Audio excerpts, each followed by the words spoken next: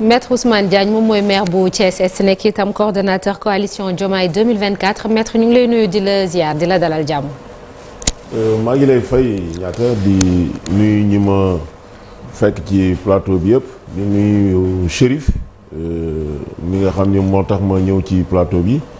di nuyu Cheikh di nuyu suma mbokk waa Thiès yi. Mor Talla ak Malick. di am mbégte gu mag di teew ci plateau bi ma ñëw tombé aussi ci reportage bi ñu def ci le grand Chaka. oui mu nekk reportage comme ni ko Malick waxee qui m'a un peu ému. parce que je savais pas que grand bi finalement bon ci situation yi la nekk. parce que moom bokk na ci ñi nga xamante ni nii ñun ñi nga xamante ni nii après on est devenu de jeunes leaders au lycée Malick Sy nekk fa président foyer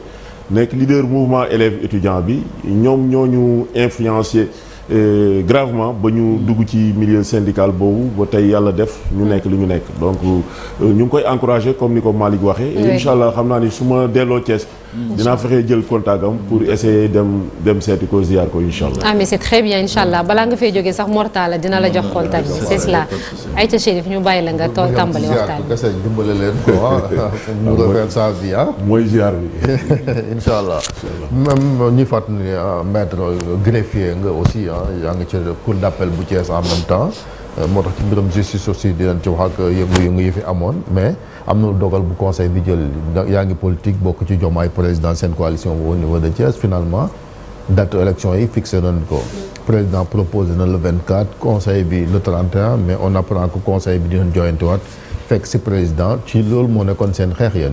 mais absolument parce que la coalition Diomaye président bi nga xamante ni moom maa nekk le coordonnateur fële à Thiès ñun commencé woon nañ déjà la campagne électorale même bi ñu nekkee ci péripéties yu élection yi dina am du am ñun on était déjà prêt donc on a toujours réclamé à ce que les élections se fassent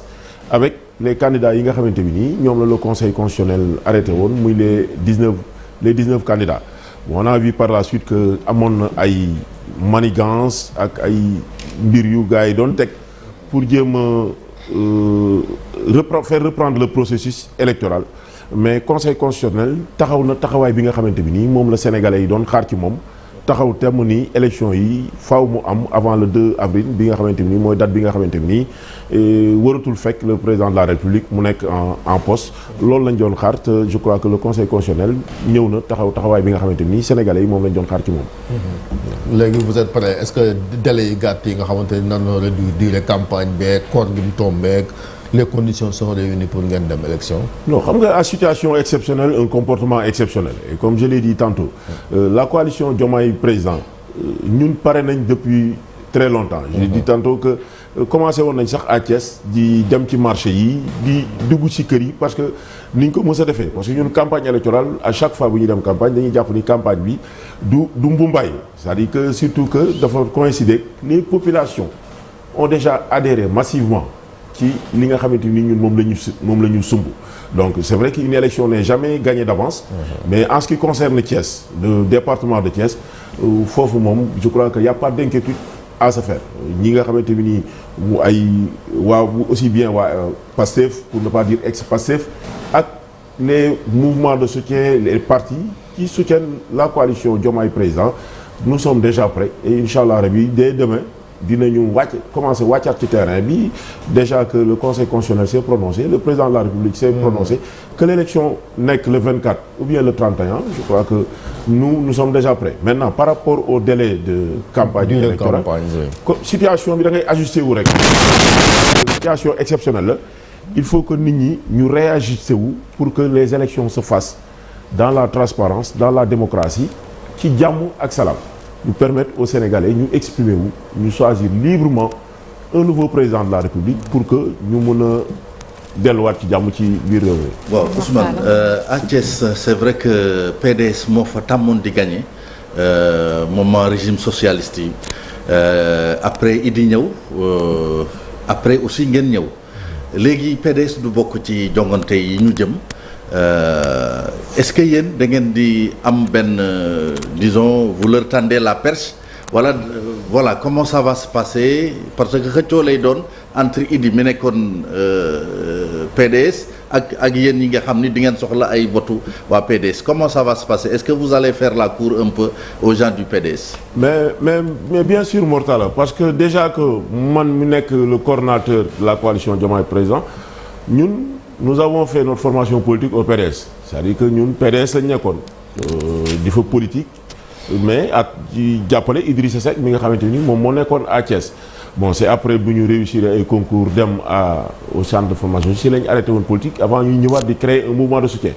et relation yu rafet la ñu am ak waa PDS yi nga xamante ni nii ñoom ñoo nekk Thiès et je salue de passage mon frère et ami Ndiaga Diaw mi nga xamante ni mu ngi def un travail extraordinaire pour le PDS lu ñu doon gënal mooy PDS parce que c'est un parti historique un parti boo xamante ni dafa xeex pour démocratie instaurée au Sénégal mu bokk ci élection yi parce que ñun dañu am suñu mbër mais bu ñu sañoon bu ñuy jongante dañuy jonganteeg ay mbër yoo xamante ni ay mbër yu am doole la pour que suba suñu gañee suñu élection du souffrir d'aucun conteste mais malheureusement candidat wu PDS bokkul ci jongante yi te PDS aussi quoi que l'on puisse dire ay nit yu am valeur ay nit yu am taxawaay ñu ngi fa surtout à Thiès donc ñooñu noonu dinañu dem vers ñoom waxtaan ak ñoom pour xool dans quel cadre on pourrait travailler parce que tey fi réew mi toll Sénégal dafa soxla réconciliation Sénégal dafa soxla ñu dellu ci jàmm Sénégal dafa soxla ay nit de valeur pour que ñu mën a tabaxaat la République ñu mën a tabaxaat état de droit et je crois que pour ce faire on a besoin de tous les fils du Sénégal particulièrement waa PDS. est-ce que du nekk contradiction parce que yéen da ngeen di wax naan doo leen bokk ak ñi ànd ci système bi est-ce que PDS quand même ku ko xam ni ci système bi la bokk ba léegi est-ce que quelque part ce discours là également du contradictoire xam nga système ou anti système yooyu bon peut-être am na ñu koy wax mais je crois que fii amul ñu nekk ci système ak ñu nekk anti système c'est-à-dire que parce que aussi bien du côté du pouvoir am na fa des personnes intègres des hommes de valeur tout comme du côté de l'opposition am na fa ñoo xamante ni nii tamit ñu xaw a doy waar lañ parce que man li ma d'accordul mooy boo nekkee ci côté pouvoir bi baaxuloo dañ la war a saaga dañ la war a xas boo nekkee ci côté opposition bi da ngaa baax léegi nii rek avant may dugg maa ngi seetaan seen benn élément ci télé bi ma gis des personnes yoo xamante ni qui étaient ministres de la République bi ñu tànnee Amadou Ba comme candidat bu Benno Bokk Yaakaar ci la ñu génn mais da ngay gis ñu ñëw ci manifestation wu opposition bi di wax comme si ñoom mësuñu bokk ci beneen côté bi donc waruñu cette manière de faire de la politique là doit être révolue que mën nga nekk ci benn côté bi def loolu neex wax loolu neex mais soo ñëwee ci côté bee rek yow da ngaa baax ñun nekkuñu ci dynamique boobu et encore une fois nous sommes un mouvement affilié à la coalition Diomaye Président te dañu jàpp ni sénégalais donc bépp doomu Sénégal war nga mën a am loo apporter réew mi du ñi nekk ci pouvoir ñëpp ñoo bon mais du ñi nekk ci opposition aussi ñëpp ñoo baax donc képp koo xam ni tu peux apporter quelque chose à la refondation de la République man jàpp naa ni kooku war nañ la tendre la main ñun ñëpp ñu ànd ñu liggéey pour tegaat Sénégal ci. Maître Diagne lan mooy sa gis-gis ci li xew démb rek ba tey ci vote loi d'amnistie bi ci Assemblée nationale ndax ñu bëri dañoo gis ni dañoo wor askan bi ak li fi xewoon diggante février 2021 ba février 2024 bi lan moo ci sa gis-gis yow. non j'avoue que bi ñuy waaj a dem bi ñuy waaj a voter bi ma xëyee le matin de bonne heure la veille d'ailleurs j'avoue que j'ai pas dormi parce que y avait beaucoup de rumeurs qui circulaient par rapport ak vote bi ci commission bi ak taxawaay bi nga xamante ni nii les députés de la coalition Yewwi Askan Wi bi nga xamante ni ñun ci lañ bokk moom lañ waroon a taxawee et je me suis permis même le matin d'envoyer des messages au président du groupe parlementaire bi nga xam ne moom lañ bokk muy mon frère et ami le maire de la commune de Thiès Nord Birame Souleye pour di gën leen ñaaxaat pour wax leen ni leen sénégalais yi ñu ngi xool parce que man impression bi ma amoon surtout bi ma xëyee gis le communiqué du PDS ñu ni ñoom seen vote dañ koy teg dañuy xool fu Yewwi Askan Wi voté donc je me suis dit que ni y avait un piège que les gens dañu nekkoon sur une tentative de diabolisation de la coalition Yewwi de Pastef et de son leader en l'occurrence le président Ousmane Sonko man leen nañ def très attention parce que ñun topp ñu ay nit ñun ay principe ci la ñuy xeex moo tax on a librement choisi de s'affilier à la coalition Yewwi Askan Wi parce que bu dee ay xarit ak yeneen xëy na ci coalition Benno Bokk Yaakaar lañ ko ëpp mais principe moo tax ñu nekk ci coalition Yewwi Askan Wi mënuñu nekk pendant très longtemps réew mi am nu muy doxee ñun ñu ni loolu réew mi waru koo doxee dañu war a génn taxaw def de la résistance manifester ñu woo ay nit ñu wàcc ci ay xale ñu wàcc ci terrain bi parce que dañu gëm discours de rupture discours de justice discours de démocratie bi ñu doon véhiculer ñu wàcc jàmmaarloog ay forces de l'ordre ba am ñoo xam ni seen bakkan beneen bi ci des ñu xëy du jour au lendemain rek suñu député yooyu nga xamante ni ñun suñu coalition ñoo woowoon nit ñi ba ñu wàcc ba ñoo ñu génn ci àdduna ñu ñëw ñoo fait comme si de rien n'était ni dañuy voté benn loi d'amnistie effacé nañ mbir yi dara xewatul loolu suñ ko defoon dina nasaxal à jamais démocratie ci Sénégal dina tax ba kenn dootul génn manifester parce que dañoo gis ñu bëri di wax rek ku dee yaa perte su ñuy wax ku dee yaa perte mu am plus de presque 80 morts ñu ñëw en 2-3 jours ñu effacé lépp ni kenn mësul dee loolu dafay nekk lu doy waar surtout que fan yi yéen a ngi gis reportage yi ñi génn prison yi ñu nettali et dernièrement le jeune Pape Ablaye Touré quand j'ai écouté son récit mais j'avais la chair de poule ak ñeneen ñoo xamante ni ci événement yi toroxal nañ leen ci ñi rey nañ ci seen i doom ak yu bëree bëri ñu taal ay bus nit ñaari doomam gaañu ci waaw boo nee Yewwi Askan Wi sax waa moom seen position la non xam nga man du ma layal ay nit te du ma wax loo xamante ni tamit wóoruma moi j'attendais officiellement la position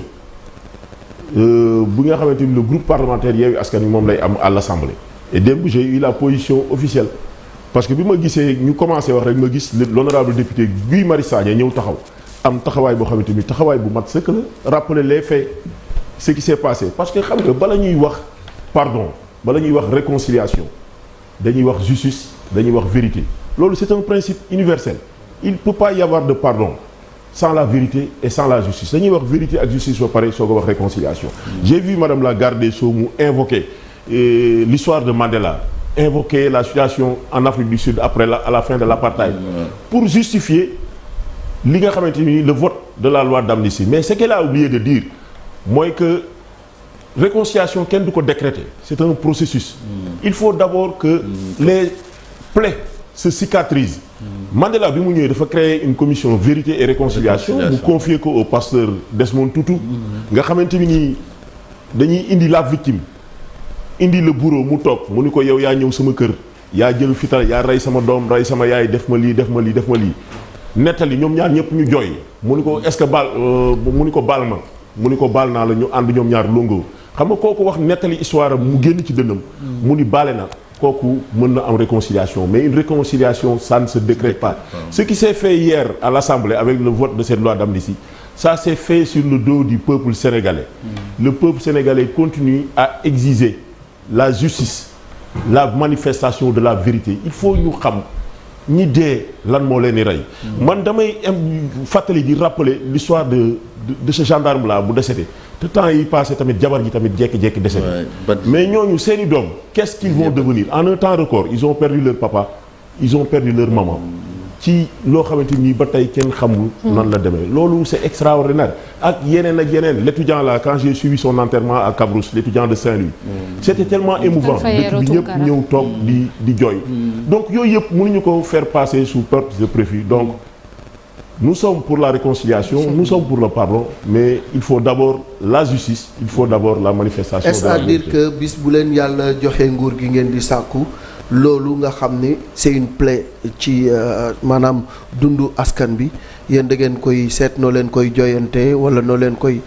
defaate wat justice rendre justice à ceux qui ont perdu la vie à ceux qui ont perdu leurs biens à ceux qui ont été emprisonnés maltraités et torturés mais absolument parce que man damay bëgg des fois yenn questions yi bu ma ci bëggee am un avis tranché damay am na avocat bu mag maître Mame Adama Gueye damay bëgg di ko déglu démb rek maa ngi koy seetaan ci benn émission bu koy wax cette loi là elle n'est pas irréversible c'est une loi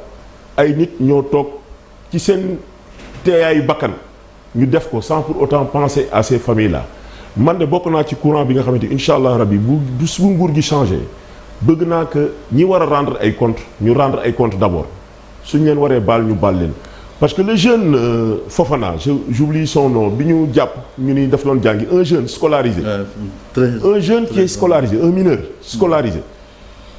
yor certificat de scolarité mu leer ni il est inscrit dans une école ñu jàpp ko yóbbu ko dans une prison et puis on l'amène même pas à Fort B mais on l'a amené à Rebeuss nga jaxase ko ak ay délinquants mu génn fa le gosse boo ko gisee quand il te regarde il a le regard aérien le regard hagard kooku da lay wan ni 11 mois yi mu def ci kaso bi. traumatisme la. traumatisé na ko am na lu bëri lu mu yàq ci àddunaam et il n'est pas le seul. Il y a énormément de mineurs qui sont dans les prisons du Sénégal depuis plus de 1 an. te loolu c'est traumatisant ñooñu seen àdduna c'est irréversible am na lu yàq ci seen àdduna ko xam ni dootul dikkati. donc il faut que la vérité ñu xam lan la ñu xam pourquoi on a amené tous ces enfants là en prison et pourquoi du jour au lendemain rek ñu jël décision. Cheikh balaa ngay kii rek mooy ci même lancé bi loi bi bien vrai yéen a ngi koy critiquer mais am na benn avantage parce que Diomaye va sortir de prison pour battre campagne Ousmane Sonko va sortir de prison pour battre campagne il y a un mal pour un bien apparemment. non bon pour man on n'avait pas besoin de la loi d'amnistie pour génne Diomaye ak pour génne le président Ousmane Sonko de prison c'est des politiques li ñu leen teg tuumal te jàpp xam nañ ni xel ni loolu dara amu si. Diomaye kenn condamné dañu doon abandonné charge yi rek ñoom ñu génn Diomaye mu génn Diomaye mooy suñu candidat. mu génn ak mu ñàkk a génn moom am na ñu koy campagnal suñ ko génnewul c'est-à-dire que Diomaye buy génn prison président de la République du Sénégal lay nekk. te loolu waa Sénégalais yi koy décider mais loolu xam nañ ko xam nga est-ce qu'il a les épaules larges pour être président? Mais bien sûr Diomaye président de la République il y a aucune école où on apprend à être président de la République. man mii bi may nekk maire. di campagne Thiès bu ñu génnee di campagne gars yi dañ doon rey naan waa mais maître nag on t'aime bien mais mënuloo nekk maire. ñuy dem élection ñu ni ñii duñu gagné dara parce que les forces en face yi ñu fa fekkoon lu mburoog sow ak ñeneen ñu am xaalis. ñu falu ñu ni duñ fi def dara mais tey jii on a complètement transformé la commune bi nga en 2 ans bi nga xamante ni ñu li kii di wax ne moo taal duñ dëgg El Malick Ndiaye naan Sonko mooy coach sama xam nga président buy wut coach mooy pare woo xam nga ku nekk communication c'est extrêmement compliqué et souvent il y a des gens dañuy communiquer passion la ñuy demee xër la ñuy demee il y a des choses qui se disent il y a des choses qui ne se disent pas mais fii ku fi nekk président de la République am nañu lënkalool président Macky Sall il a occupé beaucoup de responsabilités dans ce pays-là parcours bi mu am je crois que pour un politique am ko Sénégal dootul amati nekk directeur ministre de l'Intérieur président Assemblée nationale premier ministre président de la République c'est pourquoi d'ailleurs ça me fait énormément mal la manière bi nga xamante ni président Macky Sall moom lay génnee parce que Macky Sall dañ ko waroon di jàngale ci école yi di ko joxe en exemple pour les futures générations un jeune sénégalais boo xamante ni nii comme moi modeste tu es issu de couche sociale extrêmement populaire say waajur taxu leen woon a am dara nga jànge ci école yi jànge université Cheikh Anta Diop de Dakar génn am parcours bi mu am donc il devait être en Afrique waxuma au Sénégal mais en Afrique le leader bi nga xamante ni nii livre d'histoire yi dañ koy bind mais malheureusement il s'est laissé embarquer par des gens yoo xamante ni nii bon ñoom seen par les moo leen taxoon kii bi ok léegi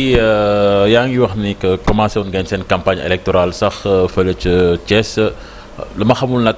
campagne bi si lan ngeen ko basé woon est-ce que programme ngeen doon wax parce que jamono jooju jamono contestation la woon rapport de force naan nañu organiser élection mais exactement lan ngeen doon campagne ak ban programme ngeen di campagne parce que Diomaye c'est un plan B nekkul woon plan A pour nekk candidat Pastef est-ce que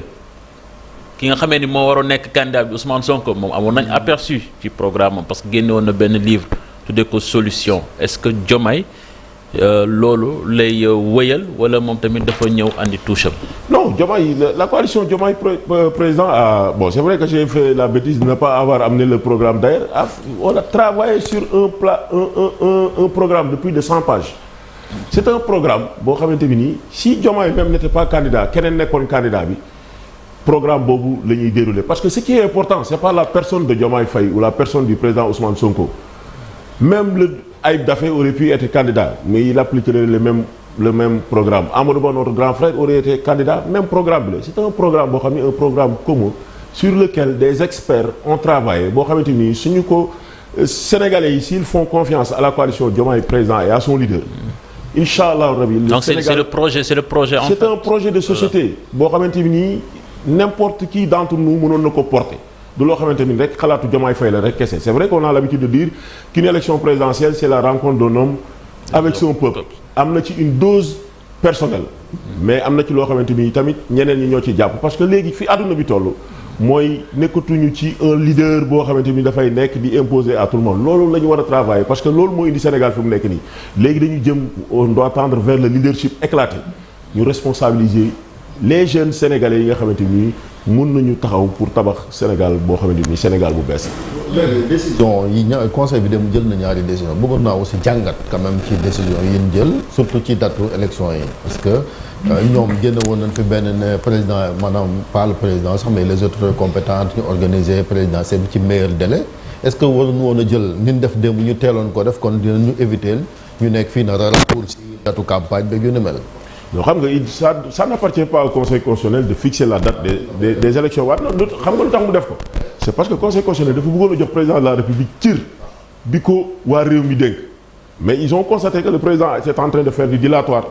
léegi nag te ñoom nee nañu mënuñu déjuger seen bopp ñoom nee nañu président élection yi il faut mu am avant le 2 avril donc il fallait nécessairement le pousser à fixer une date bi ñu jëlee le 31 bi ñu ko génnee ñoom il savait pas que le président aussi il avait parlé du 24 mars mais bi ñu yëgee ne président génne na jàpp na date pour le 24 mars le conseil constitutionnel dafay réajuster wu donc finalement il est clair que les élections présidentielles au Sénégal inchallah le 24 mars la ñuy am conseil constitutionnel ci logique am la nekk depuis le début et moi boo seetlu man émission yu bëri wax naa ko nee naa élection yi mois de mars bi élection yi di ko génne et li ñu waxoon démb tey l'avenir nous a donné raison. mais ci affaire dugub national parce que yaa ngi ko xam am na benn considérant démb ci décision yi fi ñu waxee ne ñoom maanaam dañuy sukkandiku rek ci déclaration sur l'honneur bis bu ñu demoon tey ba découvrir ne am na keneen ñu invoqué article 34 encore xoolaat liste bi est-ce que conseil bi aussi war te jàngat ba li dal ci affaire double nationalité ñoom ñu am ay moyens ngir vérifier ko bañ a xaar ba candidat yi di déposer. mais Chérif ñaata dëkk ñoo nekk ci àdduna xam nga nit ñi dañuy wax rek souvent gars yi bu ñuy wax double nationalité on pense automatiquement ni xëy na Mortala am na nationalité sénégalaise ak française mais nit mën na am nationalité sénégalaise ak sri-lankaise nationalité sénégalaise ak Sao Tomé nationalité sénégalaise ak béninoise nationalité sénégalaise ak ivoirienne mais est-ce que le conseil constitutionnel mën na jël 19 candidats bu nekk mu xool ba xam non mais looloo tax ñu indi la déclaration sur l'honneur gars yi respecté wuñ déclaration sur l'honneur boo demee ba bëgg a nekk président de la République du Sénégal nag tu te dois d'être un homme d'honneur honnête avec soi-même d'être un homme d'honneur bépp déclaration boo xamante ni moom nga def déclaration boobu dafa war a conforme ak la vérité c'est pas pour rien que nit buy dugg ci yenn liggéey yi ñu lay prêter serment serment bi loolu rek lay jariñ mooy que da nga war a dëkku ci li nga nekk et c'est là où je suis d'accord avec la décision du Conseil constitutionnel par rapport à la disqualification de notre frère Karim Wade parce que quand il faisait sa déclaration d'honneur il savait pertinemment que moom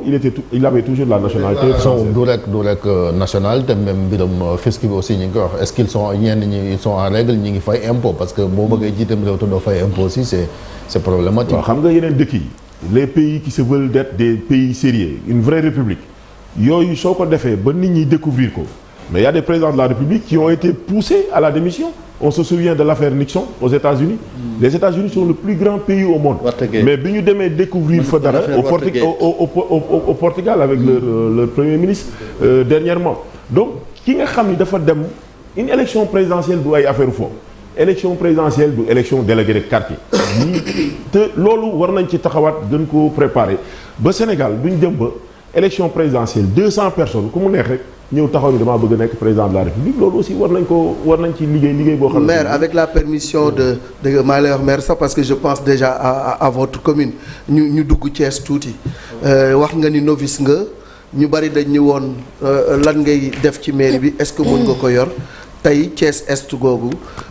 yor gi nga ko yor ndax am na concrètement des réalisations yoo fa def yu convaincre les populations de Thiès. Enfin si je devais faire en toute modestie bu naroon a def fii bilan wu liggéey bi ñu def ci boppu Thiès Est je crois que kon fi la ñu naroon a. xamal looy wax de dinañ fa wàcc. ma ne ko xamal looy wax de dinañ fa wàcc de. dinañ fa wàcc de. non fi lañ naroon a yónni Mortala mu ngi bokk ci commune bu Thiès Nord. mais ci commune bi nga xam ni fa la ñu nekk. je crois que man bi ma nekkee ñi dëkk Thiès. du dañuy ndamu nag di fëgg dënn de mais ñi dëkk Thiès moom xam nañ li fa xew. parce que am naa benn message bu ma jot léegi benn habitante Philomène Diouf qui fait un témoignage sur vous mais bon yow dañu bëgg rek de manière quand même symbolique nga wax les grands axes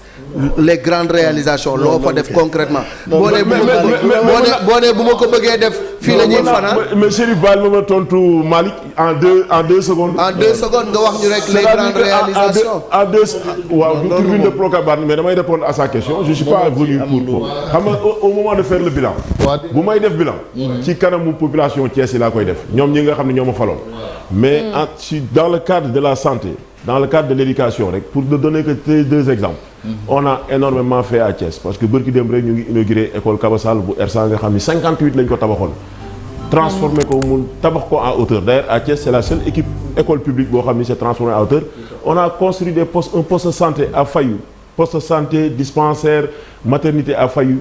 poste de santé dispensaire maternité à Cité Kër Khadim Kër Sëñ Ablaye à Cité Niakh on a construit 39 salles de classe dans différentes écoles de la commune on a doté toutes les écoles de la commune de matériel informatique ordinateur imprimante photocopieuse donc loolu je crois que boo doon wër tey maire bu ko def à Thiès je crois que doo ko gis donc dina ko vérifier ji mais daal moo daal xam na comme Thiès dëkk dina ko vérifier monsieur le maire mais y a deux questions quand même am na boo xam ne moom dafa soxal sax sénégalais muy mbirum greffier yi parce que tribunaux yaa ngi on termine avec ça chérie oui te gis nañ ni fii pour nga am këyit depuis des mois depuis novembre waaw grève yi bari na trop SYTJUST tey bu subaa beneen syndicat bi déjà problème te jiite woon nga fi quand même SYTJUST lan moo tax greffier yi du ngeen dem ci tribunaux yi liggéey yi quand même waaw xam nga Chérif un syndicat par essence c'est pour la défense des intérêts matériels et moraux de ses membres SYTJUST ñu ay grève ci justice dafa yàgg man j'ai fait 2 mandats à la tête du SYTJUST bi 2e mandat bi jeexee ma jàpp ni war naa mën a libérer ma libéré wu ma dem te yi ñu doon xeex jamono yooyu ba tey moom la greffier yi di xeex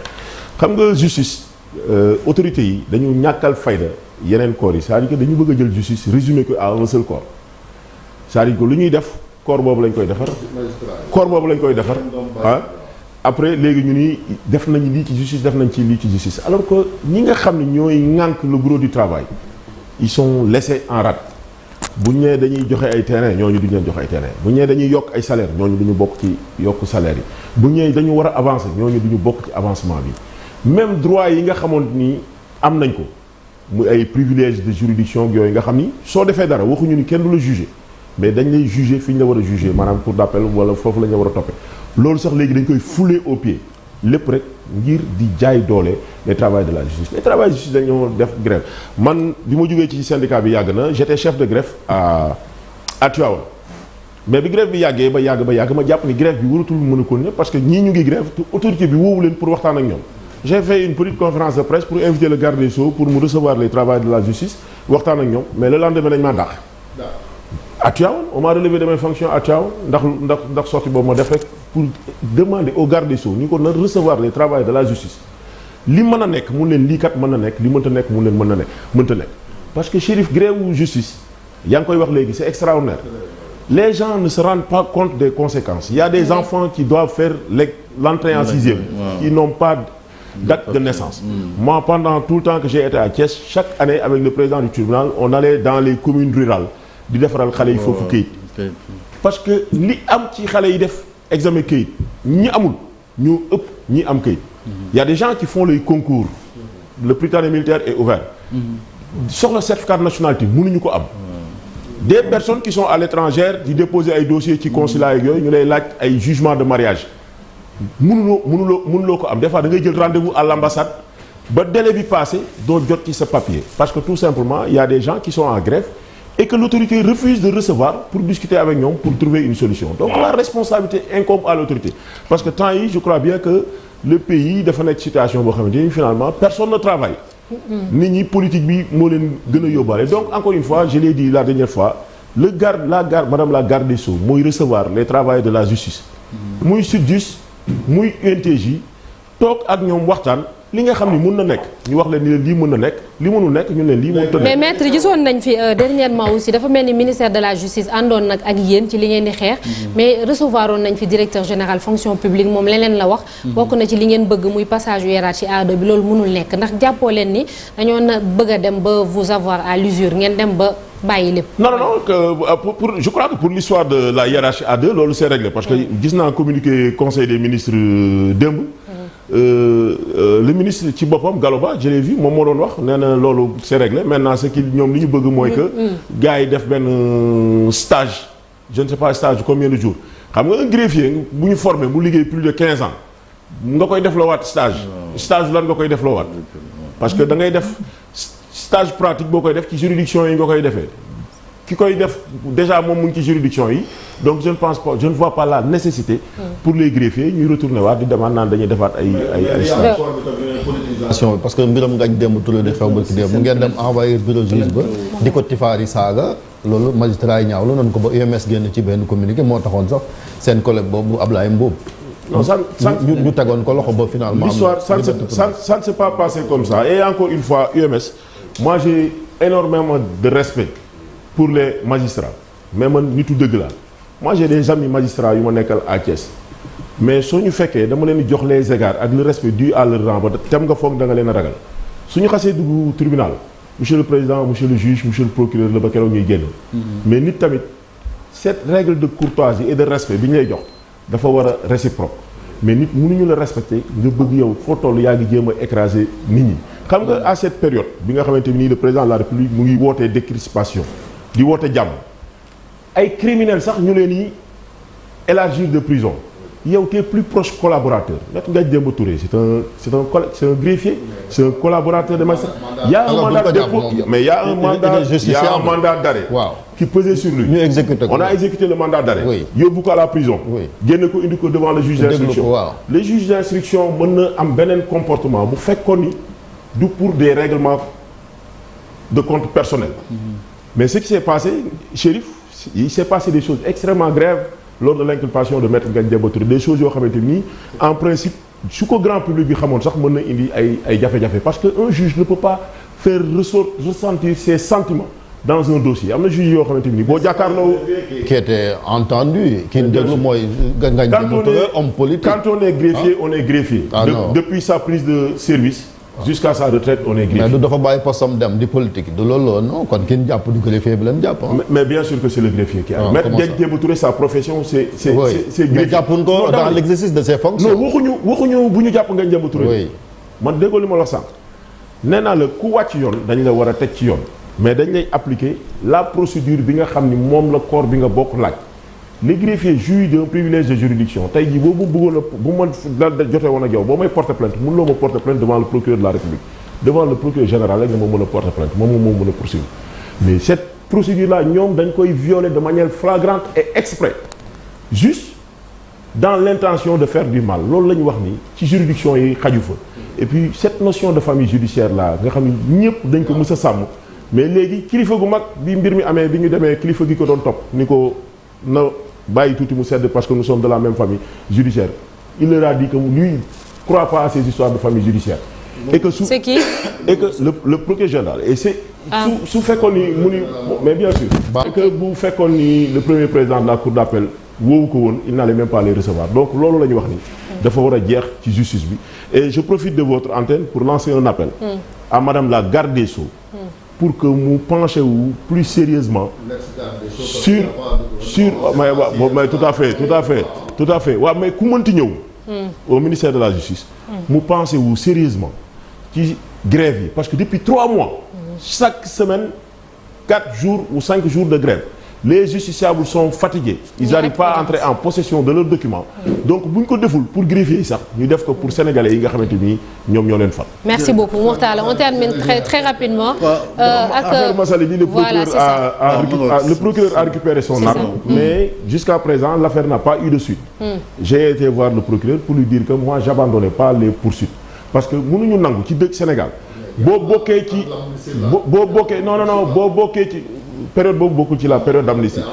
boo bokkee ci nguur gi su la neexee nga yor sa arme nekk ci dëkk bi di wër di def lu la neex boo bokkul ci nguur gi loo def ñu jàpp la ñun on est des travailleurs de la justice jàpp naa ne bu far doon am sax procureur ñun la waroon a faral demandé wuñ ko mu faral ñu li ñu koy demandé rek moom mooy mu dire le droit et cette affaire là on merci beaucoup Maître Ousmane Diagne merci nekk maire bu Thiès Est nekk itam coordonnateur coalition Diomaye président ñu ngi lay sant di la gërëm bu baax. c'est moi qui vous remercie. bonne journée à vous nga nuyul ñu waa Thiès ñu.